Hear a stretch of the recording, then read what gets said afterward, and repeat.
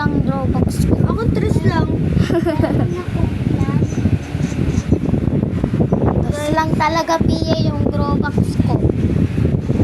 Subscribe na po. Sa 5 days pa yung mga 5 days pa ano akin. Yun yun. Para may infinity Robux. Ilan to to? Oh, tama na. Naglalaro mo ako. Ay. Kasi ikaw kasi yan ah. I deserve mo. Guys, pag naka 10 subscriber ang Lyra Sky na yan, magpapakita ako ng mukha ko. Kahit hindi ako kasama, basta. Ayaw ko lang pumunta sa mga video na yun. At i-refill ako ng mukha. Ayun na sila guys, oh. Ayun si Pia, ang kanyang kapatid. ayun si Pia, ang kanyang kapatid, yung nagsalita kanina. Ayun si Lyra, hindi lang makita kasi nasa ilaw. Ayun si Ate Shai, ang tita Shai ni Lyra Sky. At ang Tito Vince nila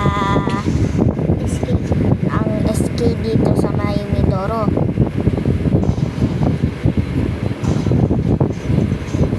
Patingin ba kayo sa video? Ha? Ayos ba? Bakit? Sino maalit yung gamit? Gamit. At saka, ayun ang kanilang nanay. Ang pangalan ay Ninang Giselle. Ninang ko yun guys eh. Ninang Giselle yun. Ang Ninang Giselle, ganyan talaga yung tsura pagbata.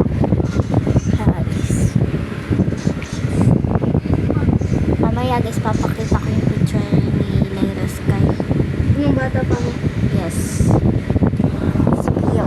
Yung Spio. Ito sa akin. Guys, wag mamaya na. Ito na po ang part 1 kaya bye. Wait lang guys, papakita ko lang sa inyo yung ano. Ito guys, oh. Ito guys. Ano? Ayan.